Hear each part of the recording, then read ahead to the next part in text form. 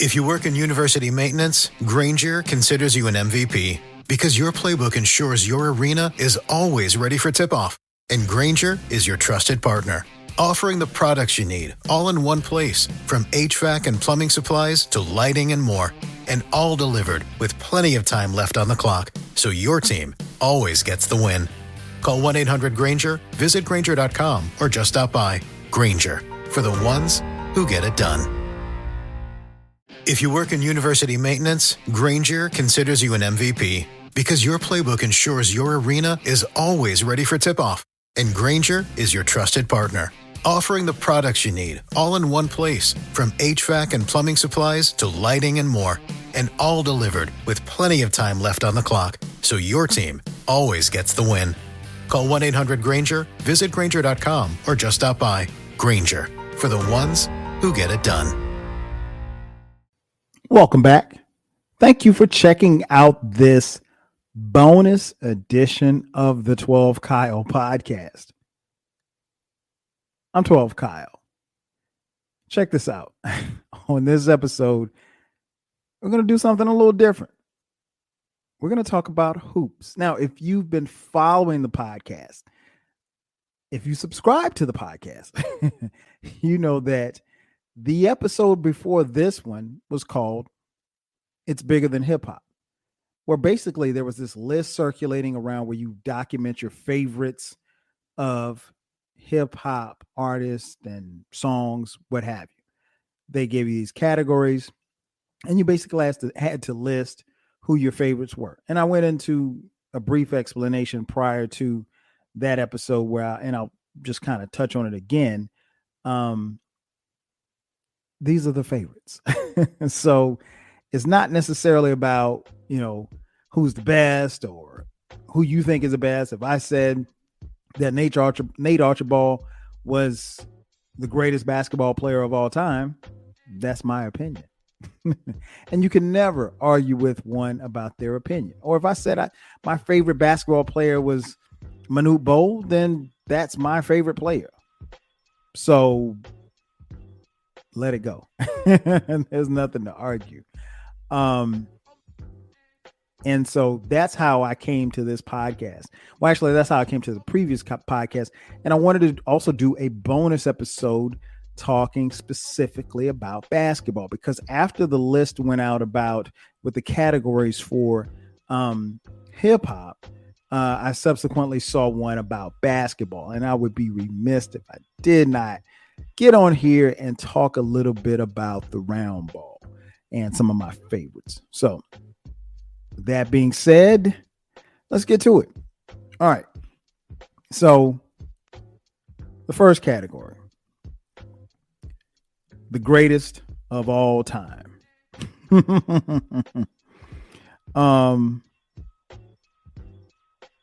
That obviously is subjective because most of us didn't see everybody.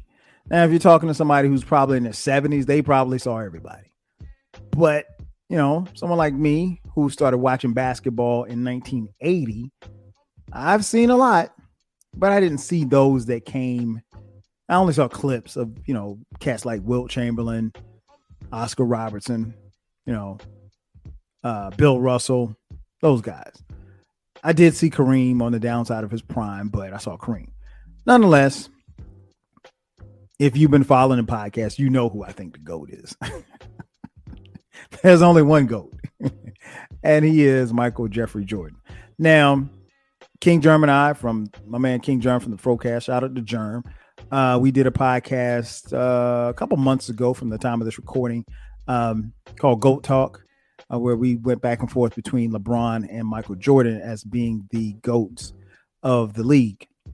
But no, so I won't go into a whole bunch of detail because you guys heard me talk about it on that podcast. But for what it's worth, Michael Jordan, in my opinion, is the GOAT, the greatest of all time. Obviously, 6-time NBA champion, 6-time Finals MVP.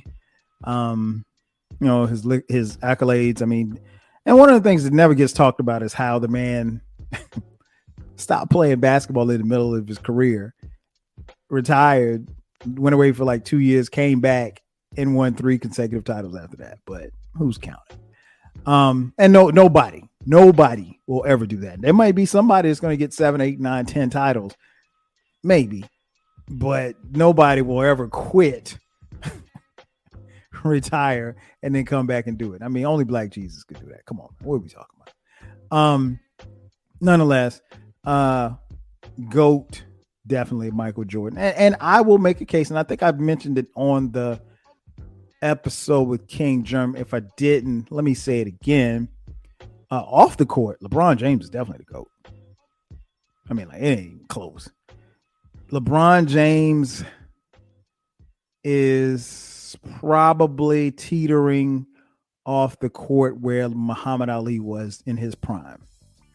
Off the court, or outside of his athletic endeavors in the boxing ring. But I'd probably have to ask my dad, like, because I know what Ali's impact was worldwide. I don't know if LeBron is touching that, but off the court, LeBron definitely better than Jordan. And that's saying a lot because Mike changed the game off the court. But LeBron, social issues, and all this other stuff that he's done, schools, scholarships, I don't think anybody's touching LeBron. But the GOAT, don't get it twisted, is Michael Jeffrey Jordan. Favorite player in no particular order. And as I mentioned on the other podcast, it's worth repeating that the cool part about this list with these categories is that it doesn't tell you that you can't have more than one. So I'm going to give you more than one. So instead of saying favorite player, it's favorite players, plural with an S. No particular order. Well, let's go from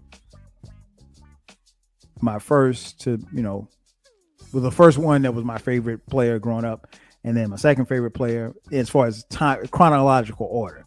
So these became my favorite players in chronological order. Dr. J, Julius Erving. Listen, there's nobody. I mean, like, if you came up in the 70s and 80s, it's kind of funny because, like, I distinctly remember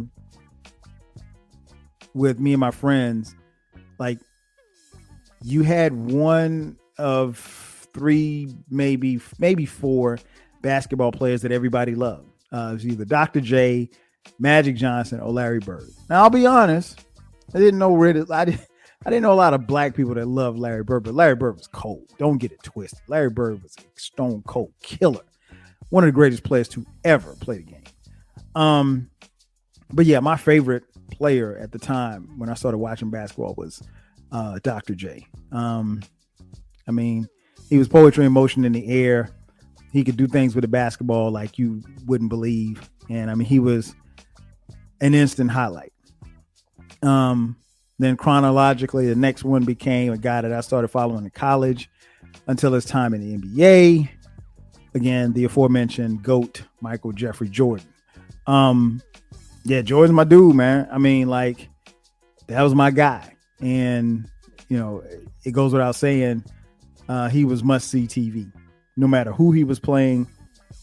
And the cool part about it was by the time Jordan hit his stride, with his almost all of his games being on WGN out of Chicago, if you had cable, you could see Jordan every night. It's not like how, it is now where if you got the league pass, you could see every game, every player, every night if you want to. We didn't have that. And I try to remind my sons that we didn't have the luxury of being able to watch LeBron, Steph, KD, Harden, Luka all in the same night. Like, it just wasn't happening back in 91. And then chronologically, my third favorite player was Bubba Chuck, aka The Answer, aka Allen Iverson. Man, love the AI. That's my, now if I had to, in chronological order, it came Dr. J, then MJ, then Bubba Chuck. But if I had to go top to bottom, it's MJ, Bubba Chuck, then Dr. J. Yeah, man, Chuck was also must see TV. I think people don't really give Allen Iverson his flowers for what he did for the NBA. And there's a generation of people and a generation of hoopers who really pattern their games and really could not flourish had there not been an Allen Iverson. For all the Steph Currys in the world, those guys never will be what they could have been had it not been for Allen Iverson opening the door for them. Still one of my favorite dudes, period, to watch. Anytime I could watch an old Sixers game on YouTube, I'll sit down and watch Bubba Chuck go to work. And I still have tapes, VHS tapes that I made for my son or sons that I knew I would have, because at the time that I made them, sons weren't even born yet. And I still have VHS tapes for them to watch, of Bubba Chuck in his prime, but and Jordan in his prime, but I don't have a VHS player anymore. So those are my three favorite players. Favorite current players. Now this one was a little bit difficult because I can't really say that I have a favorite current player. I'm someone who loves to watch basketball, right? I'm a huge fan of the game. So I'm always, if there's an NBA game on, I'm probably watching it, right? So on a night to night basis, particularly if my team isn't playing, I'm usually watching some hoops. So I don't have a favorite player, but I will say I'll add something to this category. Current favorite player to watch, players to watch. Current favorite players to watch, I'll probably say in no particular order: LeBron James, Steph Curry, and Kevin Durant. Probably those three. Like if they're on TV, I'm watching. I don't care if they're playing the Harlem Globetrotters. I want to see those three get down. Next category, favorite team. Now, I do have a favorite team. That is the team that is in my city. It is the Atlanta Hawks. I love the Hawks, man. My hope and desire is, before I'm old and gray, and I'm already gray, so I'm getting old.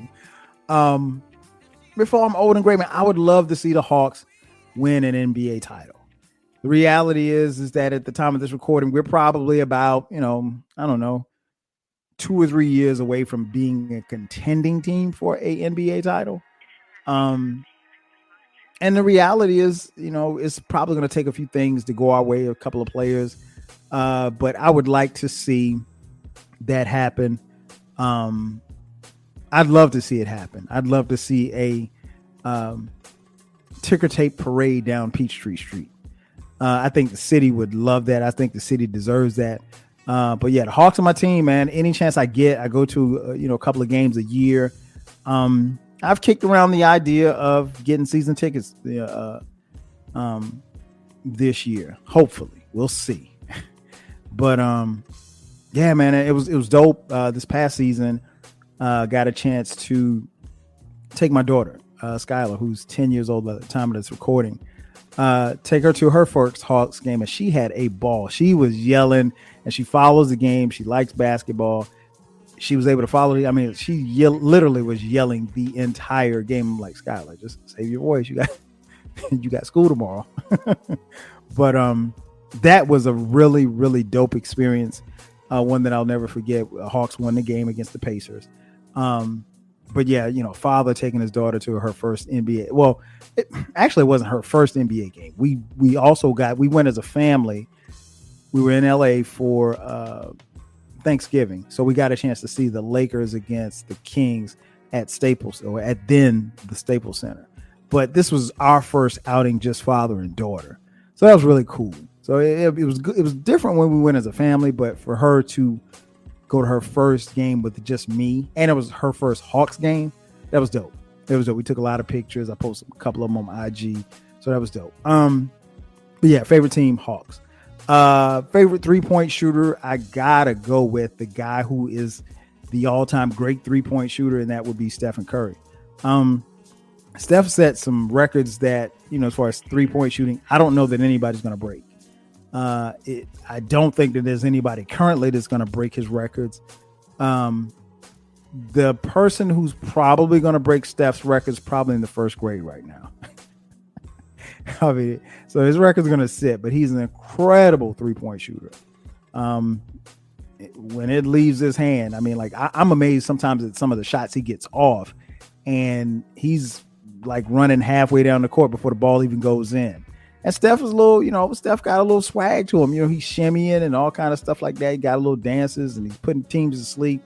And, his legacy, when it's all said and done, he's obviously going to go down as the greatest 3-point shooter of all time.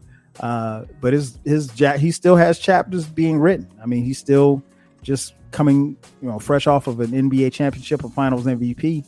And he's poised to, make a couple more runs before he shuts it down. So definitely favorite 3-point shooter. Favorite player under the age of 30. I got to stay in the A. My boy Trae Young. I think the sky's the limit for this kid. I would like to see him get better on the defensive end to be a better defender, but his range, is Curry-ish. He doesn't do it the same way as Curry, and he's a willing ball handler. He's a great ball handler and a willing assist guy. He's up there in the top 5 in the NBA in assists. So he's a guy that can shoot. He can get you 27 a night, but he also can get you 9-10 assists a night, and those kinds are rare. But I love watching Trae play, and I'm fortunate, that he is right here in the ATL. Favorite ball handler. I got to go with 2 favorite ball handlers. Tim Hardaway, and gotta go with Rafer Alston, aka Skip to my Lou. I'm sure many of you know who Tim Hardaway is from his days with Golden State Warriors, Miami Heat. Crazy ball handler, crazy crossover, Texas two-step, whatever you want to call it, nasty. But Skip to my Lou, oh my God. There is plenty of video. When you get a chance, go to YouTube and just type in Skip to my Lou. That's his nickname, Skip, or they call him Skip to my Lou. There's video of him as handling the ball on New York, because he's from New York City, on the basketball court against grown men. He makes them look foolish. Love watching him. Love watching the And1 mixtapes back in the day. Shout out to And1. Most underrated basketball player. That was tough because there's a long list of guys who I deem underrated, but I'm going to have to go with the former Sixer great Andrew Toney, aka the Boston Strangler. Man, Andrew Toney, man, if you get a chance, Andrew Toney was just a beast. He was a guy who was, he had a decent jump shot, but he could score. They didn't really ask him to score a lot because, at the time that he played with the Sixers, he played with Dr. J, he played with Moses Malone, Mo Cheeks. They didn't ask him to do a lot, man, but he did, and he was a great defender. Great defender, man. I love watching that dude play. He was the ultimate role player, if you will. Next category, most overrated. James Harden. And I say that with a caveat because I think James Harden is a great player, but I think he's overrated. I just don't. And I'll be honest, it's very hard for me to watch James Harden play basketball. That dude would dribble the air out the basketball, man, step back and shoot like a 40-foot three. Man, I can't rock with it. Great player, but I think he's overhyped and he's overrated. Next category, favorite defender. That one's pretty easy for me. Gary Payton, aka the Glove. What I loved about the Glove was he played in the era where you could actually be physical with people. Like you could hand check, you could bump guys, you could, everything wasn't a flagrant foul. He wasn't running to the line and running to the replay monitor every 2 seconds. What I also love about the Glove, man, was that he would get in your head. Like the Glove would be talking to you from the moment that you stepped on the court until the end of the game. And even after the end of the game, he might still be talking trash to you. But I love watching the Glove play. Favorite coach? I'm going to go with Phil Jackson. I think Phil Jackson obviously was one of the greatest coaches to ever coach, but one of the things that I loved about Phil Jackson was a coach who still knew how to get the most out of his players. He knew how to get the most out of his superstars. Now, I know a lot of people say, well, oh man, yeah, I would be great too if I coached Michael Jordan, Scottie Pippen, Shaq, Kobe, LeBron, whoever, but I think there's something to be said because even in coaching great players, Phil Jackson still had to bring them together. And I didn't mean to say LeBron. I know Phil never coached LeBron, but I think there's something to be said for being able to bring and pool the talent together. That's not easy to do. In fact, when you think about it, it's very difficult because if you look at a team like, let's say, those Bulls teams that he coached, it's a lot coaching Michael Jordan and it's a lot coaching Scottie Pippen and it's a whole lot coaching Dennis Rodman. That's the guy that probably you have to really, really coach. But Phil Jackson was a guy who used different tactics. He would give his team, the players on the team, books to read. He would practice Zen and they'd be chanting and stuff in practice. He had very non-traditional ways, but he got the most out of his players and his players loved him. And I just remember, those Bulls teams from the 90s when it ended, the Bulls dynasty they were never defeated. They were broken up, but they were never defeated on the court. And I remember, and we saw it in the Last Dance documentary when they said, hey, Phil's not coming back. And when they told Michael Jordan that Phil wasn't coming back, well, Michael Jordan said, well, I'm not coming. Well, I'm retiring then. I'm not playing for anybody else other than Phil Jackson. And that's the ultimate sign of respect and love that he had for his, coach and loyalty. I think Michael Jordan and Scottie Pippen and Dennis Rodman, those guys, Steve Kerr, I think those guys would run through a brick wall for Phil Jackson. And I think when you have that type of coach, same for Shaq, Kobe, I think that speaks volumes. So again, a lot of people knock Phil for the fact that he's had champions, but I remember those Bulls teams that I remember the Bulls when he got there, as an assistant to Doug Collins. So Phil worked his way up. He didn't just step in and started driving a Ferrari. So they definitely worked their way up. Favorite dunker. This one's tough because you have things like you have what we call in-game dunker and then like a dunk contest dunker. I have three favorite dunkers. Michael Jordan, Dominique Wilkins, and Vince Carter. All three of which could crush you on an in-game dunk or a dunk contest dunk. So you can make the case, that Michael Jordan was one of the greatest dunk contest dunkers ever. You can still make the case for Dominique too as well as Vince. And if you want to talk about dunk contest, hey, Zach LaVine's right there too. His dunk contest, arguably one of the best ever.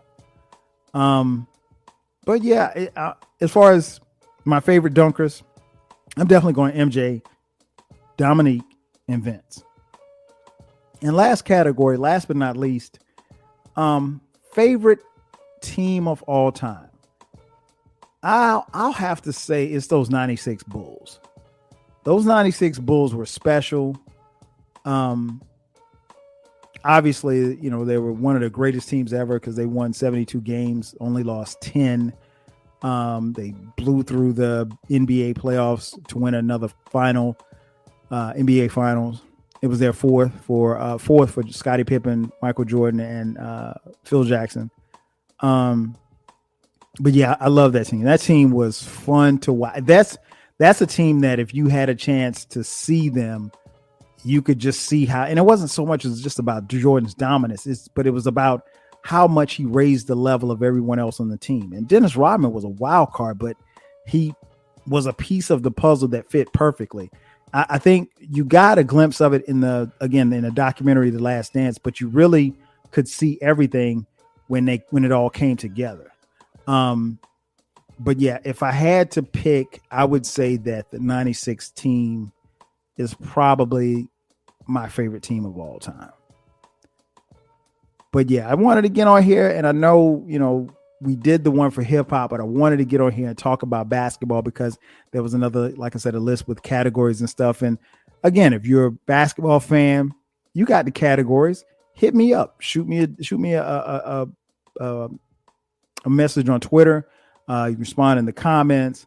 I would like to know who your favorites are. And if you're a podcaster, hey, do a bonus episode just like this one and let me know what you got. That's going to do it for me. Ladies and gentlemen, thank you for checking out this edition of the 12 Kyle podcast. I'm your boy, 12 Kyle. I'll catch you guys next time. 5,000. If you work in university maintenance, Grainger considers you an MVP because your playbook ensures your arena is always ready for tip-off. And Grainger is your trusted partner, offering the products you need all in one place, from HVAC and plumbing supplies to lighting and more. And all delivered with plenty of time left on the clock, so your team always gets the win. Call 1-800-GRAINGER, visit Grainger.com, or just stop by. Grainger, for the ones who get it done. I sold my car in Carvana last night. Well, that's cool. No, you don't understand. It went perfectly. Real offer, down to the penny. They're picking it up tomorrow. Nothing went wrong. So, what's the problem? That is the problem. Nothing in my life goes as smoothly. I'm waiting for the catch. Maybe there's no catch. That's exactly what a catch would want me to think. Wow, you need to relax. I need to knock on wood. Do we have wood? Is this table wood? I think it's laminate. Okay, yeah, that's good. That's close enough. Car selling without a catch. Sell your car today on Carvana. Pickup fees may apply.